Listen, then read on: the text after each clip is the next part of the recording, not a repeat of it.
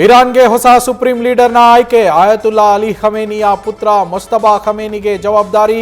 88 ಸದಸ್ಯರ assembly of ಎಕ್ಸ್ಪರ್ಟ್ಸ್ನಿಂದ ನಿರ್ಧಾರ.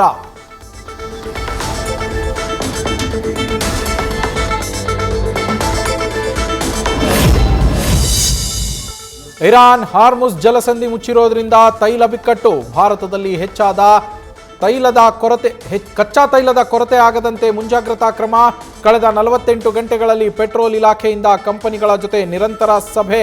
ಪರ್ಯಾಯ ಮಾರ್ಗಗಳ ಬಗ್ಗೆ ಚರ್ಚೆ.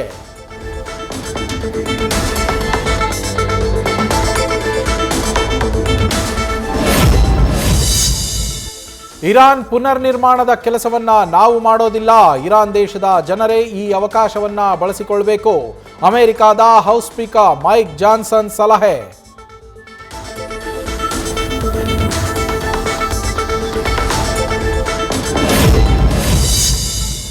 ತೆಹರಾನ್ನ ಐತಿಹಾಸಿಕ ಆಜಾದಿ ಚೌಕ್ ಬಳಿ ಮಿಸೈಲ್ ದಾಳಿ. ಅಮೆರಿಕ ಇಸ್ರೇಲ್ ದಾಳಿಯ ಭಯಾನಕ ದೃಶ್ಯ. ಫೋನ್ನಲ್ಲಿ ಸೆರೆ. ಜನರನ್ನ ಗುರಿಯಾಗಿಸಿಕೊಂಡು ದಾಳಿ ಅಂತ ಇರಾನ್ ಆರೋಪ.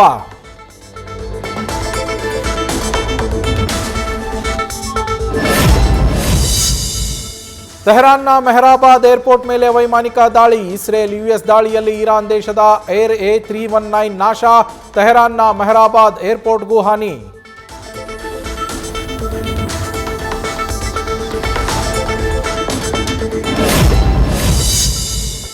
ಯುದ್ಧ ನಡೆಸ್ತಾ ಇರೋ ಇರಾನ್ನಲ್ಲಿ ಭೂಕಂಪನ.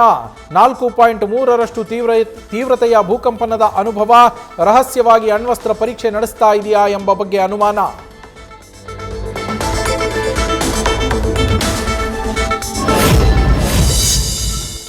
ಯುದ್ಧ ಪೀಡಿತ ಇರಾನ್ನಲ್ಲಿ ಸಿಲುಕಿರುವ ಕನ್ನಡಿಗ. ಮರ್ಚೆಂಟ್ ನೇವಿಯಲ್ಲಿ ಕೆಲಸ ಮಾಡ್ತಾ ಇದ್ದ ಚಿಕ್ಕಮಗಳೂರಿನ ಹಿರೇಕೊಡುಗೆ ಮೂಲದ ನಿಶ್ಚಿತ್ ಸಂಪರ್ಕಕ್ಕೆ ಸಿಗ್ತಾ ಇಲ್ಲ ಅಂತ ಕೇಂದ್ರದ ನೆರವು ಕೋರಿದ ಪೋಷಕರು.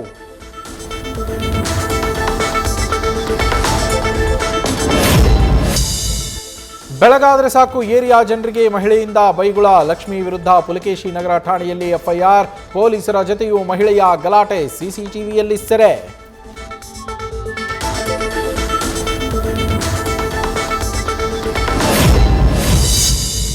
ಚಿಕ್ಕಮಗಳೂರಲ್ಲಿ ಗೋವಿನ ಕಳೆಬರಹ ಚೀಲದಲ್ಲಿ ತುಂಬಿ ಎಸೆದ ದುಷ್ಕರ್ಮಿಗಳು. ಕೊಪ್ಪ ತೀರ್ಥಹಳ್ಳಿ ರಾಷ್ಟ್ರೀಯ ಹೆದ್ದಾರಿ ತಡೆದು ಬಜರಂಗ ದಳದಿಂದ ಪ್ರತಿಭಟನೆ. ಪ್ರತಿಭಟಿಸಿದ ಬಜರಂಗ ದಳದ ಕಾರ್ಯಕರ್ತರ ಮೇಲೆಯೇ ಎಫ್ಐಆರ್.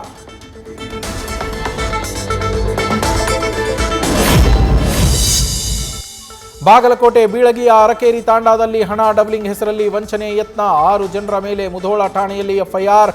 ಓಡಿ ಹೋದ ವಂಚಕರಿಗೆ ಬಲೆ ಬೀಸಿರೋ ಪೊಲೀಸರು.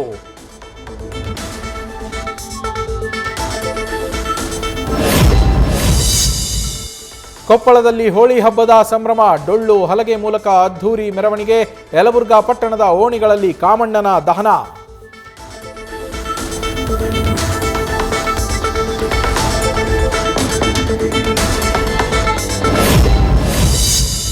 ಕಂಬಿ ಮಲ್ಲಯ್ಯನ ಭಕ್ತಾದಿಗಳಿಂದ ಶ್ರೀಶೈಲ ಪಾದಯಾತ್ರೆ. ಪ್ರತಿ ವರ್ಷದಂತೆ ಕಂಬಿ ಮಲ್ಲಯ್ಯ ಸಮೇತ ಪಾದಯಾತ್ರೆಯಲ್ಲಿ ಭಾಗಿ.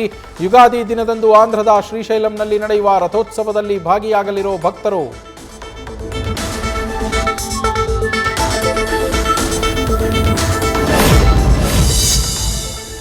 ದಾಖಲೆ ಪ್ರಮಾಣದಲ್ಲಿ ತಾಪಮಾನದಲ್ಲಿ ಏರಿಕೆ. ಬೆಂಗಳೂರಿನಲ್ಲಿ 40 ಡಿಗ್ರಿ ದಾಟಿರೋ ತಾಪಮಾನ. ಹವಾಮಾನ ಇಲಾಖೆಯಿಂದ ಬಿಸಿಗಾಳಿ ಹೆಚ್ಚಾಗುವ ಎಚ್ಚರಿಕೆ. ಪ್ರಾಣಿ ಪಕ್ಷಿಗಳಿಗೆ ಟೆರೇಸ್, ಬಾಲ್ಕನಿ, ರಸ್ತೆಯ ಬದಿಗಳಲ್ಲಿ ನೀರು ಇಡುವಂತೆ ಪ್ರಾಣಿ ಪ್ರಿಯರ ಮನವಿ.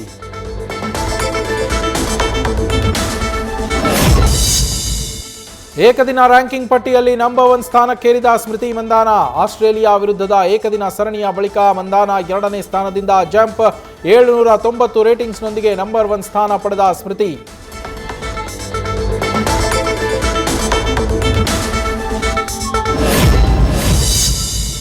ಚಿನ್ನಸ್ವಾಮಿ ಸ್ಟೇಡಿಯಂನಲ್ಲಿ ಆರ್ಸಿಬಿ ಮ್ಯಾಚ್ ಆಡೋದು ಫಿಕ್ಸ್. ಆರ್ಸಿಬಿ 5 ಮ್ಯಾಚ್ ಆಡೋದು ಖಚಿತ.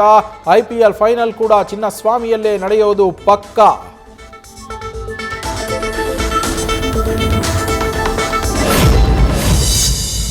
ನಮ್ಮ ಕಲೆಯನ್ನ ಗುರುತಿಸಿ ದೇಹವನ್ನ ಅಲ್ಲ, ನಟಿಯರನ್ನ ಅಶ್ಲೀಲ ಅಸಭ್ಯವಾಗಿ ಚಿತ್ರೀಕರಿಸುವ ಪಾಪರಾಜಿಗಳ ವಿರುದ್ಧ ಸಿಡಿದೆದ್ದ ಕಾಂತಾರ ಬೆಡಗಿ. ಸಪ್ತಮಿ ಗೌಡ ಸಾರಿದ ಸಮರಕ್ಕೆ ಹಲವು ನಟ ನಟಿಯರಿಂದಲೂ ಸಾಥ್.